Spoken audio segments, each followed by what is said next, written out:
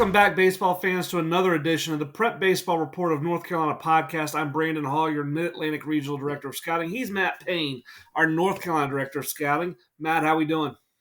Doing good. Another big week of baseball ahead of us, another big week of baseball behind us. We had a chance, both of us, to kind of get out to the South Atlantic border battle this past week and battled rain on Sunday, but you were out there on Saturday. A scout-driven event, a lot of scouts out there actually running their own clubs and getting a chance to be in the dugout with those guys. They try to position it 24 from North Carolina, South Carolina, Virginia, and then the North or Mid-Atlantic, and then 25 teams from the North and the South. Overall impressions of what you saw on Saturday? Good day. Good to see all those guys again. Obviously we know most of the North Carolina kids, so it was good to talk to them and catch up and, kind of see what they had planned for the fall and then, lay eyes on them again. Yeah, I actually had several while, they'd finished playing, and I went down to kind of grab some 60s as those guys were trying to run on the field and trying to keep up with what numbers guys ran. It was a little bit of a hodgepodge because we didn't have numbers on jerseys until BP or after BP with some of them. But trying to get the 60 times, I had 3 or 4 of the players as they finished came down and kind of found me and said, hey, big fans of the podcast. So, to those guys that took that time and the families that took that time, we really appreciate you guys listening. We appreciate you guys coming down to say hi. And then also to the people who listen but hate this podcast, we appreciate you not saying anything. So I don't know how many of those people are out there, but we get some interesting feedback from people as we're putting stuff out. And I think people forget how time consuming, player coverage can be. And so, you do a player spotlight, I do a player spotlight, and then we get the email of, well, what about this guy? What about that guy? And, we saw, what did we see? Close to 2,200 players this summer. So a lot of players out there, a lot of players for us to kind of dissect. And I'm really excited about the topic we're going to get into a little bit later today, because we are going to get a chance to dissect some of those players and talk about them. But, as we move forward here, what's coming up in the fall that you're excited about as we're, going to continue to kind of dissect some players and do some player evals? Obviously the scout days that we have scheduled with different organizations and seeing those guys being around the kids, but then our top underclass games at NC State. Great roster put together already. I think it'll be our first time there as a group running an event there. So looking forward to going there and watching those guys compete. And it seems like each day the roster keeps getting better and better. Yeah. And for me, and this kind of links into our topic for the day, I'm excited about seeing some of the seniors. And we got a chance to see some of the more high-profile guys at the South Atlantic Border Battle, guys that we have, a lot of notes on because they've been high-profile guys for a while. But with the two uncommitted senior games that we're going to run. We're running in conjunction with South Carolina, again, trying to draw eyeballs and give a little bit more of a broad spectrum to college coaches on what they can see and allowing the player to kind of stretch his reach maybe as to schools he's considering. But we're running one at Catawba in North Carolina, for those South Carolina players on the western side of the state, just across the border, really about an hour once you get across. And then in South Carolina, we'll be at Francis Marion. Sits basically underneath Fayetteville, and again, about 45 minutes below the border. So easy access for the seniors to get to one spot or another and kind of be able to update their numbers, update their video, play against really good players, and grow that reach of the types of coaches that are evaluating them. And then we're also going to, update some of the video we're doing on guys. Obviously we do our video, which is a standard pro-style workout video, giving coaches a really good feel for what to expect. We do our social media video, which is a little bit more in-game, in-workout. But then we're also bringing on DHB to kind of up the ante and do some different things with the video there. And I know you know those guys pretty well. Talking a little bit about some of the things that you've seen them do and some of the things that players are going to gain out of that experience. Yeah, they do a great job with their video and watch their stuff all the time and really do a good job highlighting guys and, put the cool music in with it, piece it all together and very well done. Looking forward to seeing how that goes at our event and then how the players use that on the back end. And I think it gives players another opportunity either to promote themselves as players or just to have, kind of, highlight reel to to use as fun and let friends and family see. Yeah, and it's a tough situation sometimes for players. I know you and I have been in this business and have struggled with this aspect of the hey, look at me, look at me, look at the job I'm doing, look at how good I've done.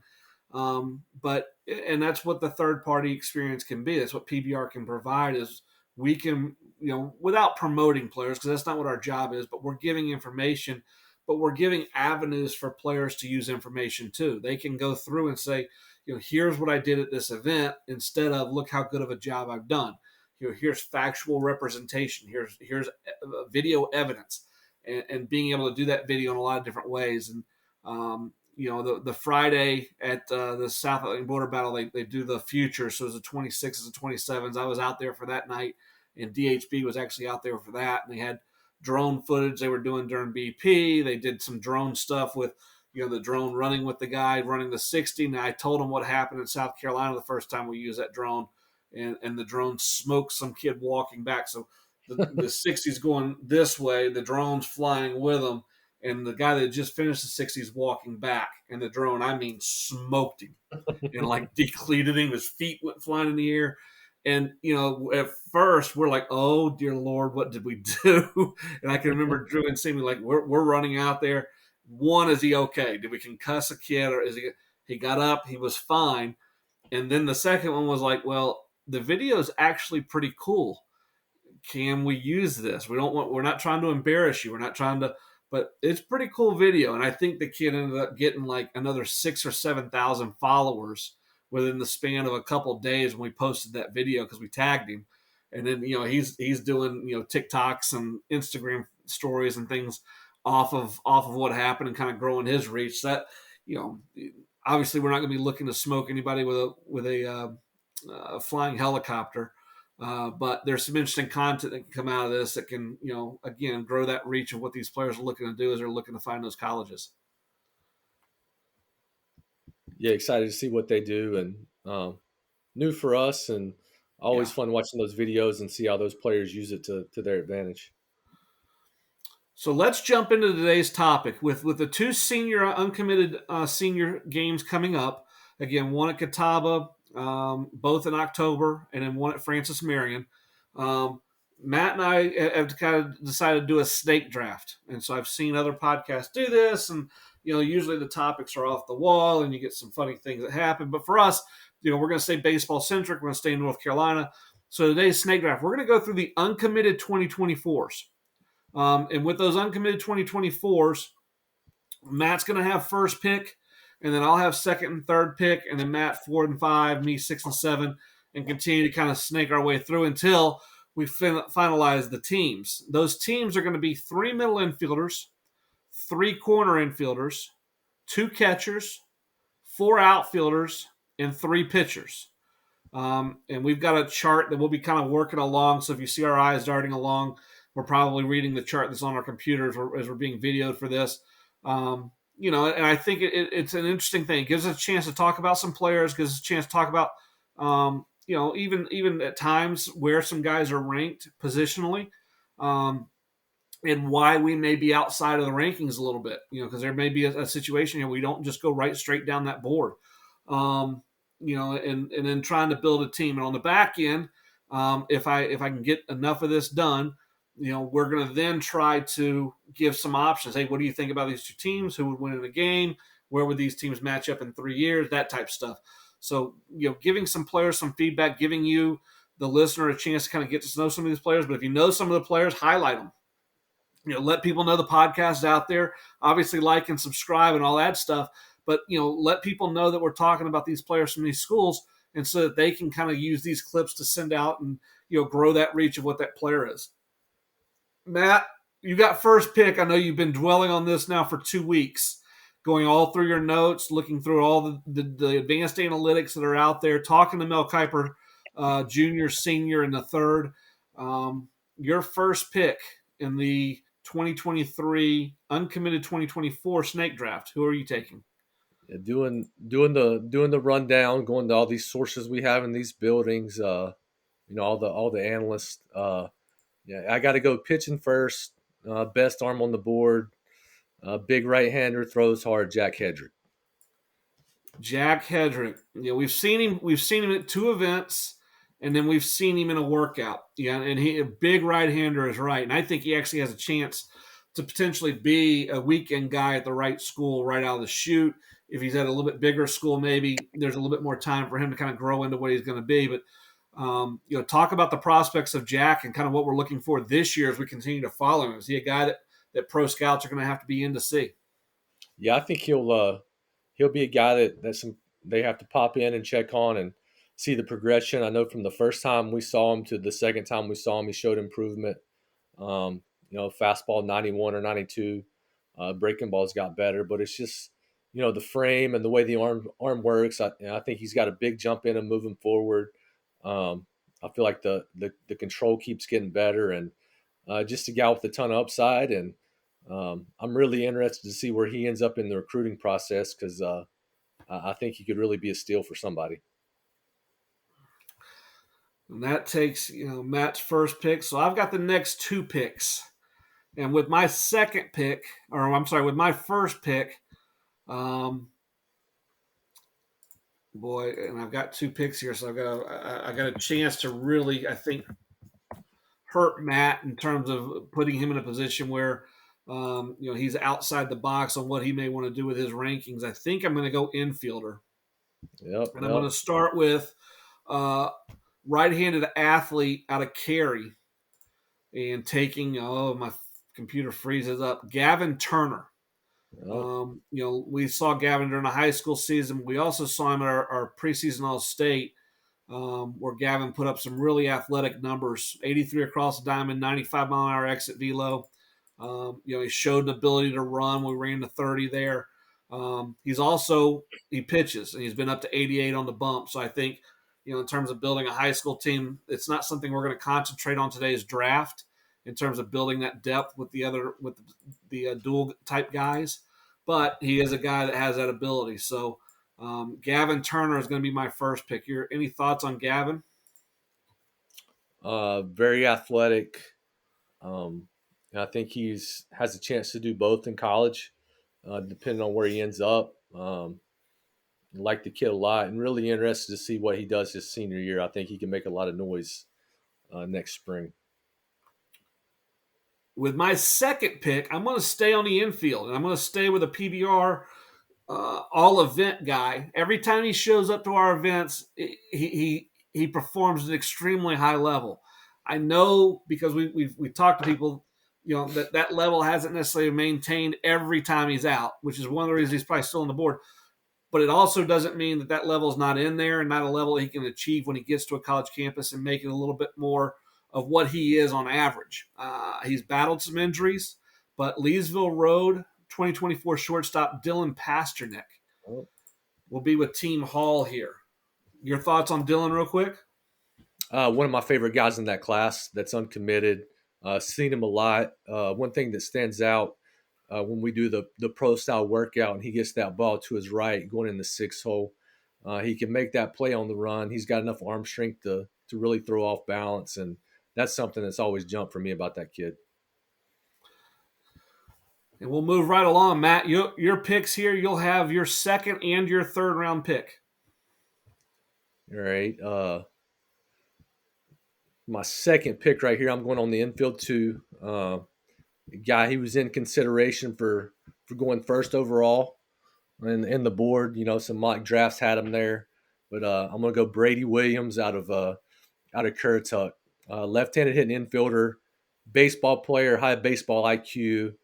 I think the kid's a winner, and he's just, he may not stand out metrics wise, but he always plays the game very well. And see, we talked about getting out of order a little bit with rankings, and I think he's one of those guys. Now, he's our top ranked second baseman, but if you put him in the middle of the middle infielders, he may be a little bit further down the list. But in terms of being able to play second, make that pivot, left-handed hitter, high barrel to ball contact rate. But the biggest thing about him is I think he makes the players around him better because he is a baseball. I think you've used the term baseball rat. He's constantly wants to be on the field. His fundamental IQ is very, very high. And I think he forces the people around him to play smarter. Really good pick. For my next pick, I'm going infield as well. I like the beach. I'm going to the beach right here. I'm going Logan Ponnett, third baseman from Hoggard High. Kind of the right-handed version of Brady Williams. Tools may not jump off the board, but gameplay stands out. Like his leadership on the field. So Logan Ponnett from Hoggard High. Yeah, that one hurts a little bit because when you're starting to look through the corner infielders, when we put first baseman and third baseman, we're going to take 3 corner guys total. There's not a ton of guys that have versatility on those 2 lists, and we're using how guys kind of classify themselves. So we know Logan can play all over the field, but he classifies himself in our system as a third baseman first, and I think that gives you a lot of versatility in terms of how you want to build your lineup because and this is what's going to happen at the college level. He's got a chance to find himself in a college lineup very early. Where he's playing on day one, I have no idea because it's going to depend on what else that college roster has. Because he can play third, he can play second. He's not going to be freaked out at first. He can play in the outfield. He runs a tick better. Maybe he can play center. And so I think that's a very interesting pick when you start comparing some of the other names we'll hear out of first base and third base because those guys may be a little bit more limited. I am now going to take, so I've got my third and fourth round, and we are going to go to, I'm going to take a right-handed pitcher. I'm going down the list a little bit. I'm going to take Isaac Miles. Isaac Miles out of First Flight. It's a physical body. There's arm strength. I think we've seen 90. There's feel for secondary. I think the biggest thing is I think he's a little bit closer to being ready to roll as a freshman versus some of the other names that are on the list. There may not be the ceiling where we look up and go, where is he going to be in 3 years? But I think in terms of getting, a solid 4 years out of this commitment, he's the next best guy on the list. And so I'm going to take that. Maybe not the highest ceiling of some of the guys on the list, but definitely that ability to show up and be ready to roll early. And I'm going to try and keep my lineup balanced. So I am going to take a left-handed pitcher with my next pick, and I'm taking Nash Rice out of Pro 5. Nash is a left-hander I have not seen a ton of, but the reports have been really good in terms of who he is and how he goes about attacking hitters, the ability to kind of move his fastball around, the breaking ball playing, to be able to have swing and miss ability. We've seen 87. We've seen him hold 85. We've seen him pitch in tournaments where he's been able to hold that stuff. So Nash Rice will be my 4th round pick. Thoughts on those 2 guys, Matt? I like Nash a lot. I think as a left-handed arm, he can pitch to both right-handers and left-handers. Got the change up, the equalized right-handers can pitch in, and then I think Isaac Miles, the competitiveness and the breaking ball. I think that's 2 winners you picked right there. 2 good picks. And you are now up, and you've got your 4th and 5th round picks. My next pick right here, I'm gonna go arm as well. I'm going back to Hoggard High right here, getting another upside righty. I'm gonna go Chase Busher. Liked him at the state games. Like his projection. I think he's another guy that has a chance to throw hard, and he's playing a good program too. Interesting pick, and again, a little bit out of sequence with some of our rankings. I think that's interesting when we're doing this because we are looking at guys that it's not just projection. Where are they going to be in 2 years? But it's guys that have a chance to show up now, and trying to build a team that has a chance to win right out of the chute, plus be able to be projectable and continue to grow over those next 3 years. So I like that pick, but I'm looking at the list of right-handers. I mean, we can go down a ways, and you're not making a bad pick. So, Yeah. Your 5th round pick. I'm gonna go to the outfield right here and get another left-handed hitter, guy that's stood out for us a lot of times, and I'm gonna go Braylon Whitaker. Give me a left-handed hitting outfielder right there. And again, that ability to kind of balance out the lineup becomes important. It becomes something that actually coaches are looking for constantly too. And Braylon's a guy that may be able to jump on the bump for you and help out there. But um, one of the questions we get a lot in terms of the rankings and then watching the commitments go off the board, sometimes within the rankings, we're trying to balance left and right-handed hitters out. We don't want to throw all the left-handers up above all the right-handers. But when I'm recruiting, there are years where I may not need a right-handed hitter. My lineups are I already got those guys. Everybody I'm recruiting is left-handed, and so that a balance in the order becomes important. And you can talk about it too. I mean, you hit at a very high level. That ability to kind of have balance in a lineup and see how pitchers are attacking different guys. Yeah, balance is important. I think you see a lot of young guys. They know this from experience. If you're a right-handed hitter, a lot of times early in your career, you only get the opportunity to face lefties. Right. And the same thing for we've all dealt with the left-handed hitting freshman that comes in that really good player, good hitter, but that learning curve to hit left-handed pitching is there too. So you have to have balance in your lineup, or teams can figure out how to pitch you and mix and match their pitching rotation to make it tough for you to score runs. You've gone off the board a little bit on me, so I'm gonna have to do a little research, um, making sure that I got my lineup balanced a little bit. It's it's been interesting to watch. I think this is who I want to take with my next pick, as I'm looking him up on my computers. That is who I want to take. I still need to find balance. I'm going to stay in the outfield with my next pick, and we're going to go Alex Farrell Jr. Um, Ah, Southern Wayne High School, right-handed hitter, and again, probably a reason he's on the board, just because that there's a lot of right-handers at catchers, a lot of right-handers at third, a lot of right-handers at short. Trying to balance it out.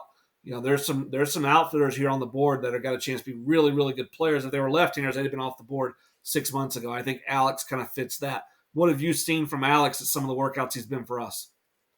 man, he was the guy I thought he might slide down the board a little bit. I could get late. I like the guys with power, and I think he's definitely got some juice. And I think the swing is going to give him a chance to play against some high level pitching. And that brings me to my. I got one, two, three, four. I got five. So this is my 6th round pick here.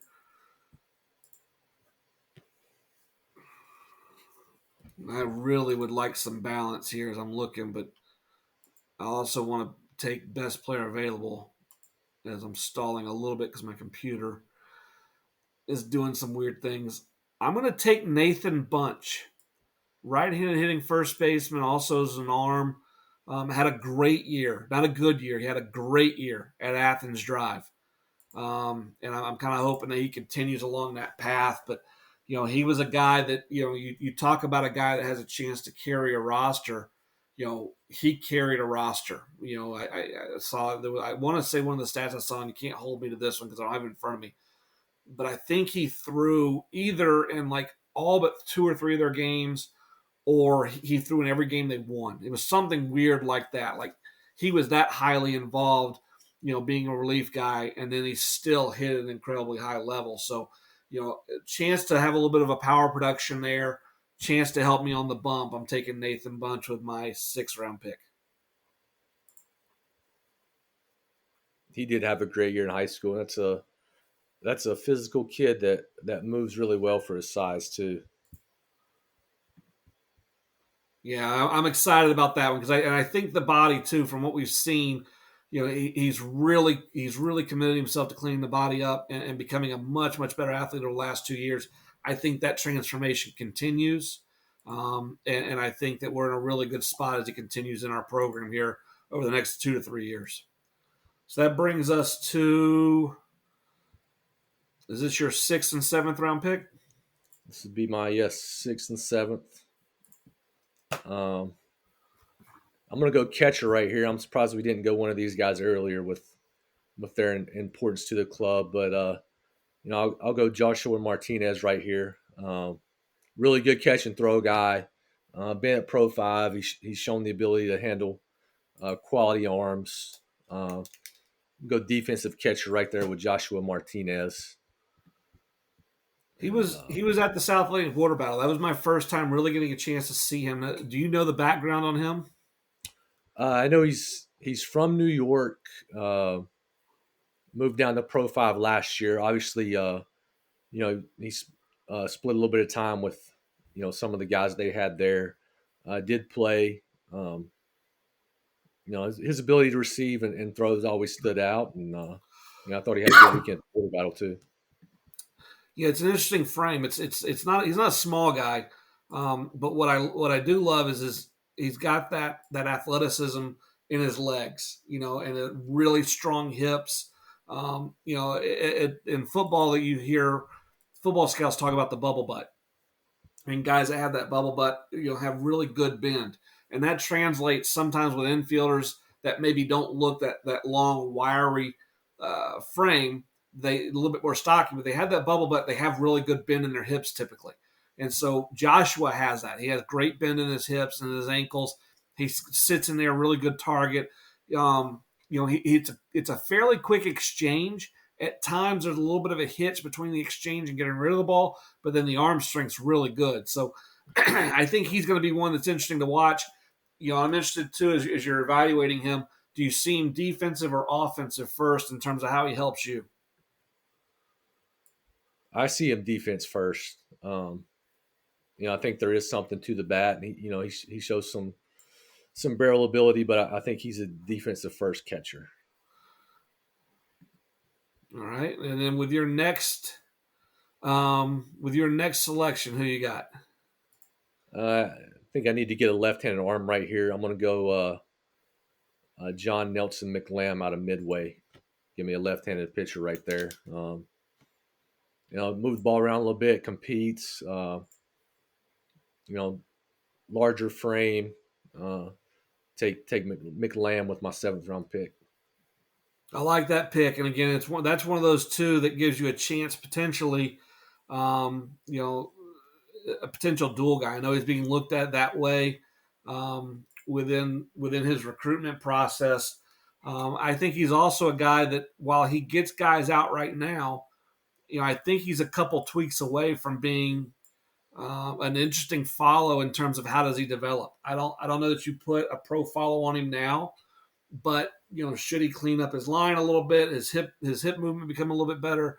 I think he's a guy that we may look up and go, when we were light on him in high school. And so I think that's a very interesting pick from that standpoint. Getting your guys set up there. All right, so now I'm looking at the board. Just to refresh, Team Hall has its corner infielder is Nathan Bunch right now. My middle infielder is Gavin Turner and Dylan Pasternak. I have one outfielder in Alex Farrell Jr., and then I have two arms in Isaac Miles and Nash Rice. I have not taken a catcher. So I'm going to take a catcher right here, and it's a name that kind of has come up here a lot recently as catchers have been looking for position. Travel teams call us and say, hey, I just had two guys get hurt. Do you have a name for me? We're going to be in this area. Patrick Bolt, catcher out of South Brunswick. It's a name that pro scouts are familiar with because they spent so much time at South Brunswick last year. And it's a name that we kind of got from pro scouts as we were entering the summer. Have you seen this guy? You've seen this guy. It's physical. He looks the part. It's still a little bit raw in some ways. He doesn't quite have the bend that Martinez has getting into stance, but there's some arm strength and there's definite physicality with the bat. And so as you're looking at how we're building this club, Nathan Bunch, power potential. Patrick Bolt, power potential. Alex Farrell Jr., I think it's a little bit more of a gap-to-gap, but a potential power guy. So we've got some middle-of-the-order pieces that we're starting to put together. But alongside that, I thought Patrick did a great job at our border battle of handling arms. He was very outgoing.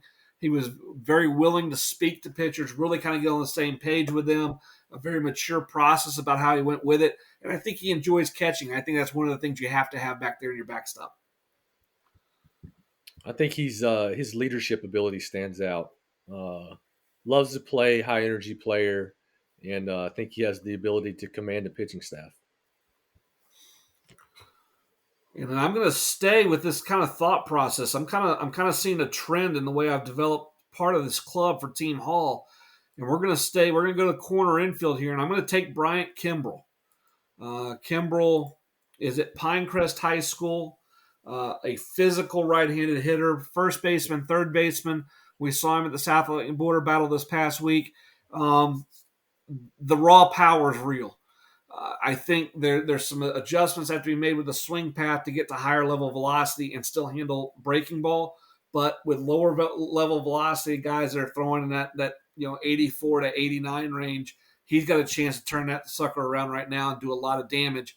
And he's also again a guy that we've seen he's cleaned his athleticism up and his body up a lot as he's matured, and we see that some just naturally guys kind of going through that growth spurt and putting on man strength. I think Kimbrell has done that, and he actually moved fairly well playing third base this last weekend. And again, for us, another guy that may have a chance to help out on the bump, as we get down that line and need more than the three pitchers we're carrying. Any thoughts on Bryant? I think from last year to this year, the way he's improved his defensive ability has been very impressive. And I think last year you saw him, you probably thought he was limited to first base, and then this year you watch him and he's got a chance to stick at third, and then obviously the raw power. I know he's one of our events he was up to like 103 off the bat, so definitely juice there, and it's a good get on the corner.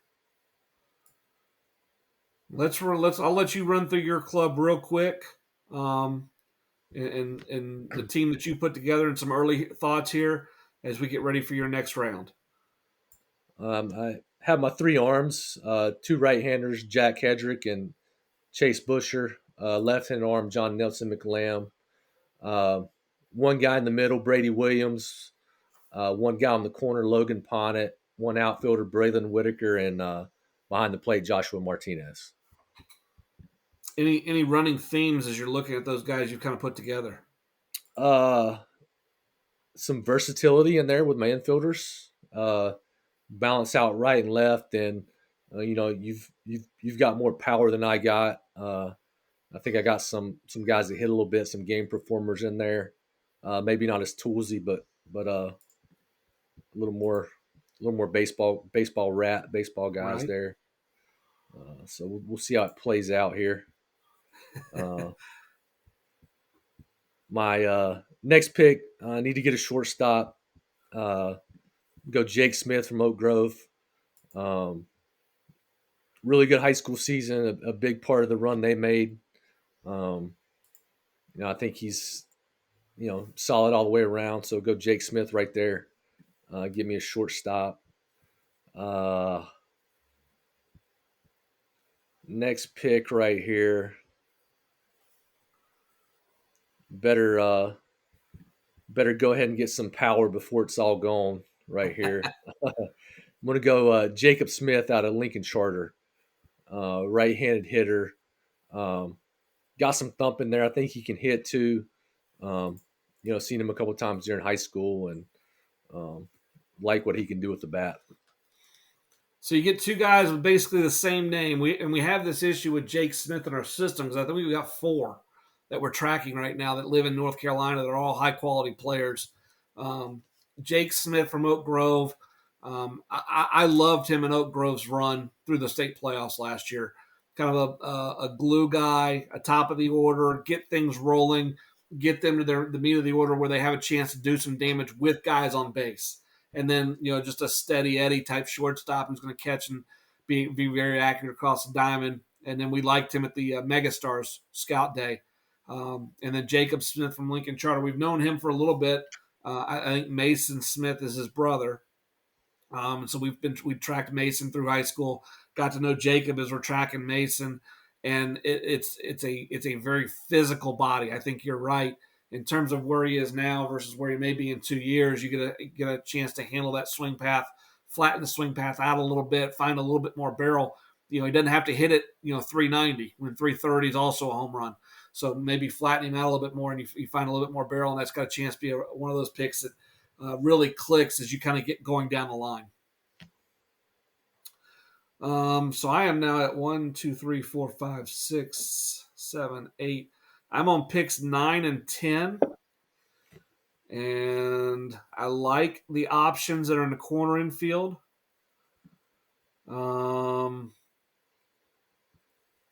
I like the options that are in the outfield, and I like the options that are in the pitching staff that's left.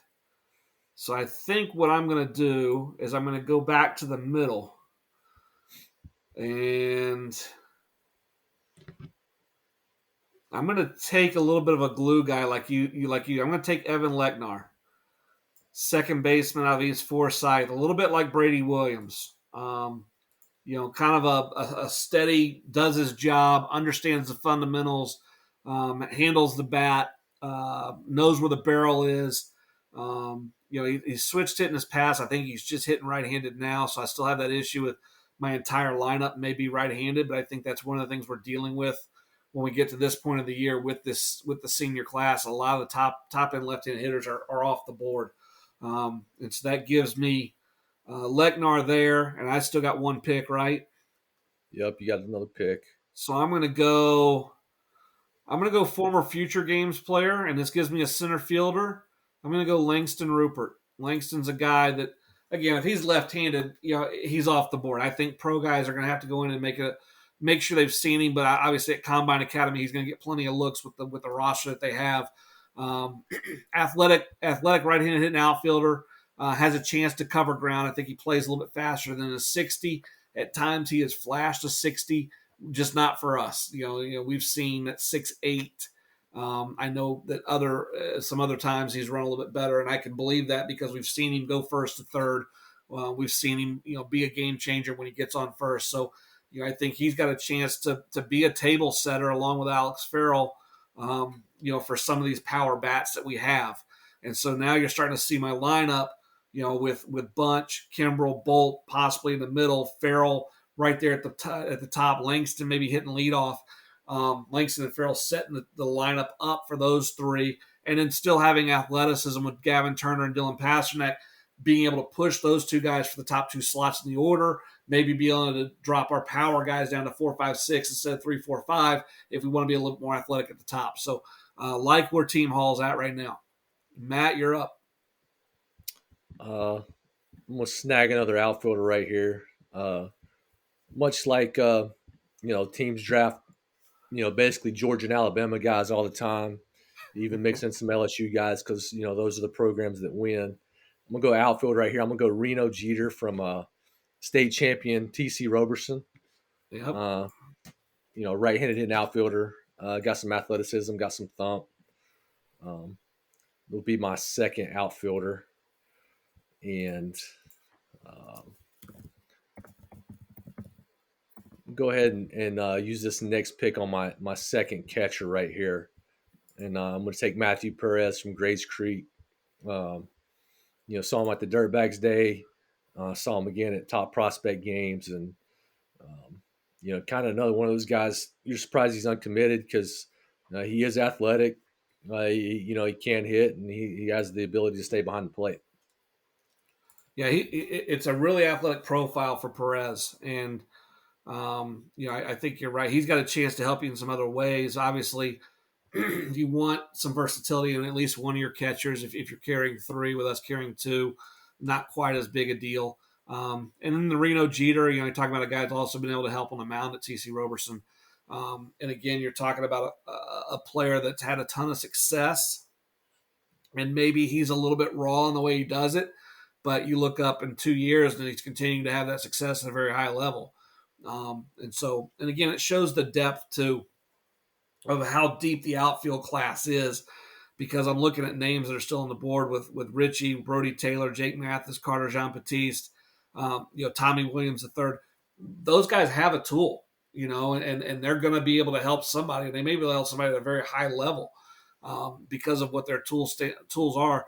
But again, you're talking about a lot of right-handed hitting outfielders that are really just competing with themselves as to who's the best fit for these schools. So I am now I've got 1, 2, 3, 4, 5, 6, 7, 8, 9, 10, 11, I think. Maybe off on that. But I'm done with my middle infielders. I still need a corner guy. I'd like to be somewhat athletic there. but I may have to come back because we're also starting to kind of get into our catchers. Although you're done with catchers, so I can hold off on that. We each have 2 outfielders. I think what I'm going to do is I'm going to go ahead and take an arm right here and finish up my arms. I'm going to take Trey Roberts from Pro 5. Trey is a guy, another future games guy, and it's projection. It's 6'4", it's arms that hang down to his ankles. When his direction's right, he's on time. The ball really gets out of his hand. It's high sink metrics with a slider that has a chance to advance what the fastball does. At times he sprays it, but I think a little bit of that is just because he's still growing into his body. His belly button on a Wednesday, he wakes up and his belly button's near his left ear, and he wakes up the next day and it's down near his right knee. The body, the center mass is constantly changing. So a guy that can step in and stuff should play early, but also a guy that steps in and has a big upside as to what he could be in 2 to 3 years. And then I am going to go. I'm going to go and finish my outfielders, and I'm going to take Carter Jean-Baptiste.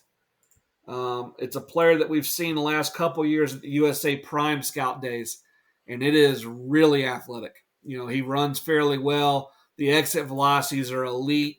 There's probably some swing and miss in there in games. We're going to get that cleaned up. But again, with him and with Langston, we have a chance to control a lot of that outfield. I think Alex Farrell is going to be a very above average defender, but I have a chance to have 2 guys that have a chance to be elite defenders possibly. Carter Jean-Baptiste, what we expect from him as a freshman versus what we expect from him as a junior. I think there's a ton of room to that ceiling, and we're hoping we get there because if we do, you're talking about a guy that pro guys are going to be following as he gets into his junior year in college. Thoughts on those 2 guys? Jean Baptiste really tooled out. It's loose in what he does. I like that pick a lot right there. And then obviously Trey Roberts, arm strength, can spin the ball. And I think he has a lot more left in the tank also. Okay, let's review your picks where you're at real quick. You still need 1 corner guy, 1 middle guy, 1 outfielder, and that'll complete you. So corner guy, middle guy, outfielder, and you got a chance to get 2 of those guys done right here. We going 4 outfielders because I only have. Oh, I'm sorry. Yeah, we are going 4 outfielders. I miscounted. You got 2 outfielders left. I've got 1. I miscounted that. 2 outfielders. I was thinking I was done. Middle of the field's obviously important. Take another shortstop right here. Go Ben Green from Hickory Grove Christian. Quick twitch in there, athleticism. Saw him in a workout. I think he's a guy that's going to be better down the road than what he is right now. Got the tool set there. Go Ben Green. And, talk about balance. I feel like I need another left-hand hitter in my lineup. I'll go back to the beach right here. I'm going to take Luke Vargo, third baseman, left-handed hitter, and to round out my corner guys. Yeah, I'm looking. Do we have maybe the first baseman? There's a couple of left-handed hitters, but I'm looking at them just off the top of my head. Any of those guys? Moreno's left-handed, right? Bailey's right-handed, I think. Bailey's right-handed. I think is Dunn left-handed. Let's see. Dunn is right-handed. Yeah, Oakley is right-handed. Because I would love to at least stick 1 left-hander in there to kind of change it up, but I don't know that I have that option now. Grayson Hudgens is right-handed. My computer's extremely slow as we go through this portion of the day. And, getting a feel for this, you can tell that we're not just slapping this together. Kind of the competitive juices come out as you're starting to look at your team and look at the guy next to his team and going, okay, what do we have a chance to do that he doesn't do? I tell you what, I'm gonna take with my first one. I'm just gonna take what I think. I think there's 2 really good hitters still on the board in the outfield group. There's more than that, but I think there's two that separate themselves. So I'm going to go Cameron Ritchie from Southern Lee. Cameron was a guy that was on the board, kind of go with us to future games, and just trying to fit that, and try again, same thing that happened there. We tried to balance that lineup out. I think we took a left-handed hitter over him, but I think he has a chance to step in and be a guy that provides some consistency in the lineup and some really good barrel feel. And then with my catchers, I'm going to finish those guys out right here. And I am going to take Tyler Asbury, a strong-armed right-handed hitter, 6'1", 195 out of Metroline Christian, 81 out of the crouch. We've seen exit velocity up to 94, 203 pop times. You know, I think the arm leads the defensive standpoint on what Tyler is, but I think the receiving ability has a chance to be pretty good. And again, it's not going to be a power bat that plays necessarily in the middle of this order, but it is going to continue to add thump to that lineup. So you're not just going to be able to be out there and paint fastballs and get away with it with this group. That gives me that. So for me, Matt, that completes my catchers. That completes my outfielders. I'm done with pitchers. I'm done with middle guys. So I think I've got one pick left after you, and it's going to be a corner guy for me. And I think, what do you have left? You have I have two outfield two picks left. outfielders. Yep. So you're going to select your two outfielders here. Yep. We'll go Nelson Zapata. Okay. Rocky River last year. Also went to East Coast Pro. Go with a little bit of a runner there. He runs well. Looseness in the box. Try to get a little bit of speed in the outfield. And then with my next pick, Brody Taylor, try to get a little strength in there. Right-handed hitter from South Mech. We've seen him work out, take BP. I like the strength there. I think he's got a chance to drive the ball to the gaps, and Brody Taylor was my final pick. Yep. So, with Brody, I don't know Nelson so well. I know he kind of jumped on the scene this summer with the selection East Coast Pro, and it's toolsy, but it's raw. With Brody, you're getting a guy much like Cameron Ritchie, who's barrel, barrel, barrel, barrel, and it's a very simple approach, and I think has a chance to drive pitching staffs nuts because you're going to have to attack him in a lot of different ways. So, and then I'm going to take a corner guy to complete us, and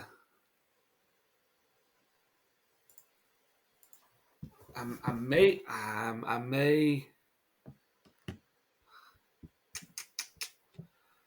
I'm gonna go on a little bit of a roll the dice here, and it's a player I really like. It's a player that's from my home high school, so I may be playing a little bit of favorites there. But I'm gonna go with Mason Fortune. The trick with Mason is he's a fairly high level quarterback who's spinning it and putting up really good numbers for the Millbrook High School football team right now. And he doesn't play a ton of baseball outside of that football schedule. So I still think, as good as he is on the diamond, and he's shown an ability to play third base, he's shown an ability to flip out into the outfield. I don't have any issues if we have to flip him into first base. I think the athleticism plays pretty naturally over there. But the ball to bat ability, for me, he was a poor man's Sam Howell. And for those that have been following us for a long time, when I saw Sam, I put a pro grade on his hit tool. I thought Sam, if he'd come back for his senior year instead of going to Chapel Hill to play quarterback, he would have had a chance to at least been a pro follow as a hitter. Where he plays, what he does, I don't know. But you're talking about a guy that's only getting 150, 200 at bats a year, where everybody else is getting 600. And the hit tool was that loud. I think Mason's is kind of a step down from that. I don't think it's a pro follow at this point. But I think because he's so far behind in his reps that if we can get him onto the baseball diamond full time, I think it has a chance to jump.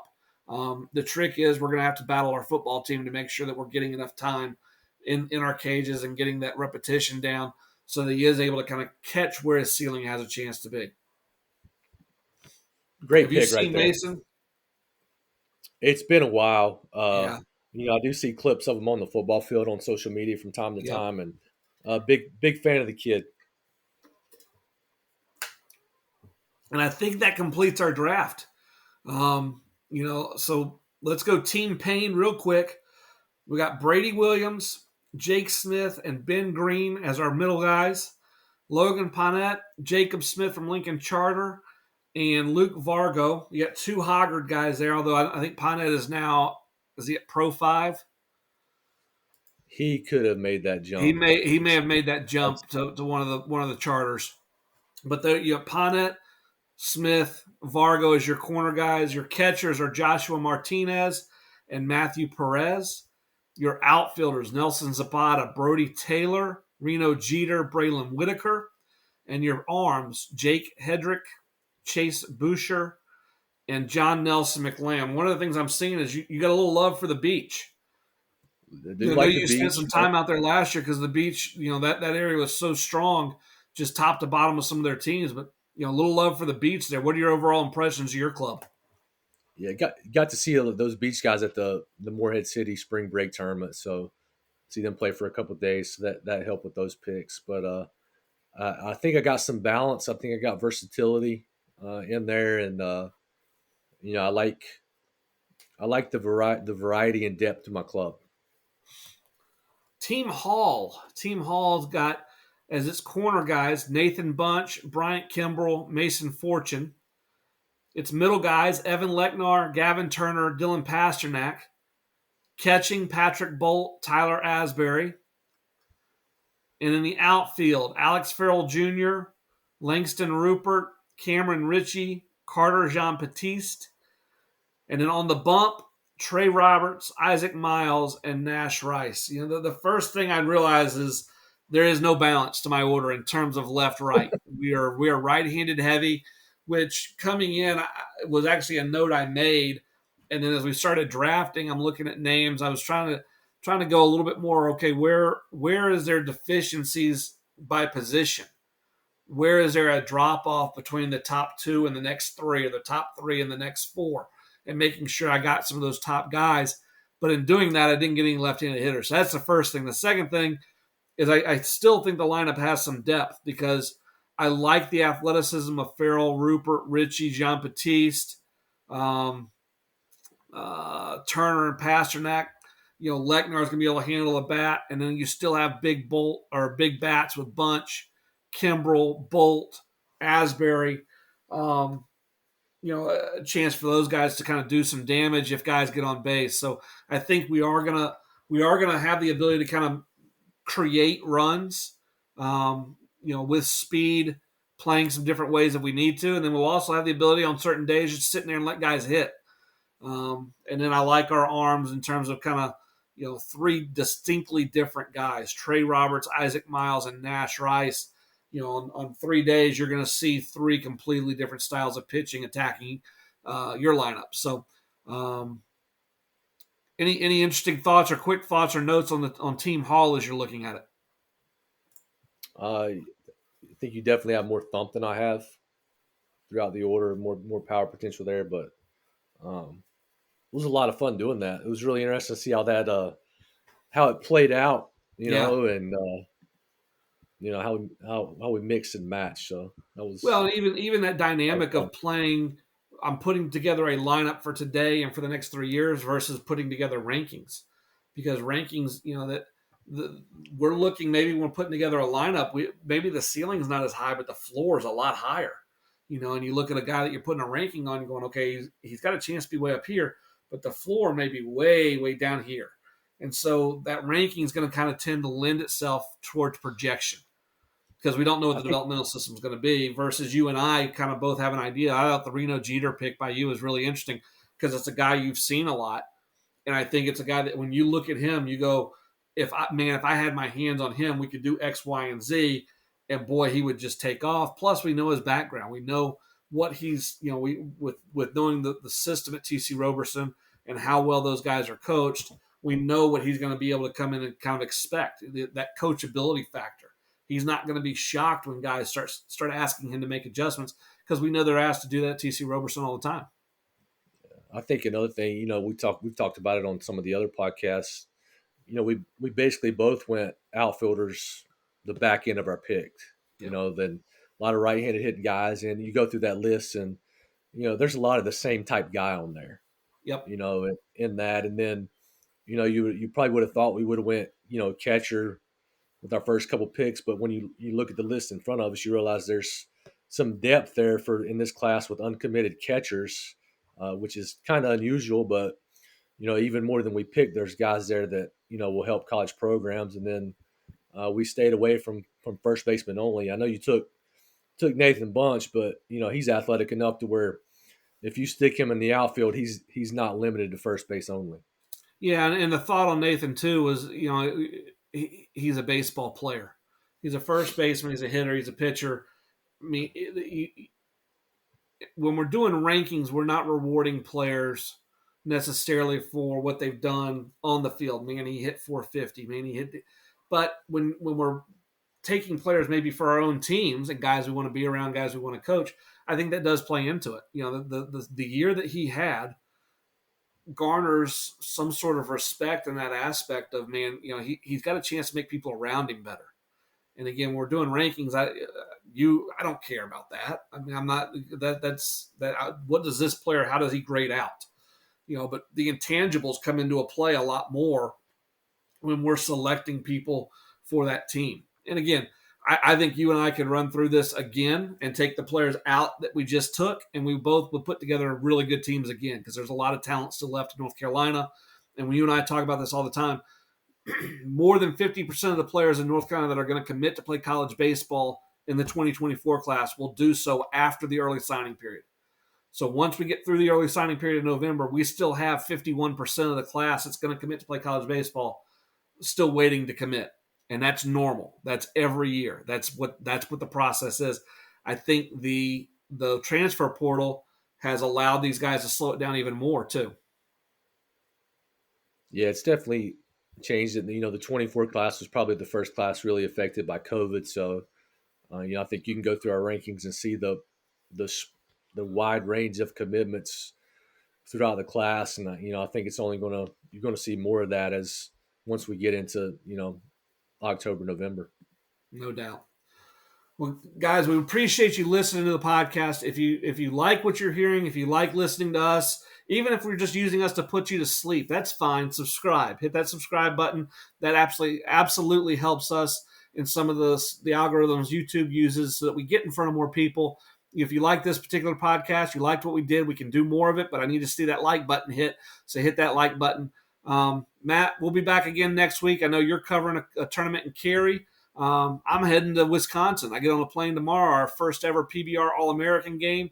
We got Coy James, Tyler Baird, and Josh Hammond representing North Carolina as the 25s play the 24s at the Milwaukee Brewers American Trust Stadium. I'm excited for the weekend. I know you're going to miss it, but what are you excited about this new event for PBR? I think it's great for PBR, great, moving forward with what we can do. And then for the first ever one to have 3 North Carolina kids from the same class, I think speaks to the 25 class in North Carolina, and then 3 guys that we both love watching play. I mean, those are, James, Baird, and Hammond. I mean, 3 great guys to go from North Carolina. Should be a great weekend. We'll get in there on Thursday. I know they got BP and a couple ceremonies set up for them on Friday. Game plays on Saturday. To be able to watch that, just follow along at www.prepbaseballreport.com. It's actually going to play on our website. And then after the game's conclusion, they'll move it over to YouTube. It's a professional setup. It's a 2-man booth. It's all the cameras they use for a big league game. So it should be a really, really good watch, entertaining day, seeing some of the top talent from around the country. Follow us on Twitter at PrepBaseballNC. We'll continue to highlight where you can find that action. For Matt Payne, I'm Brandon Hall. This is the Prep Baseball Report of North Carolina podcast, and we'll see you at the field.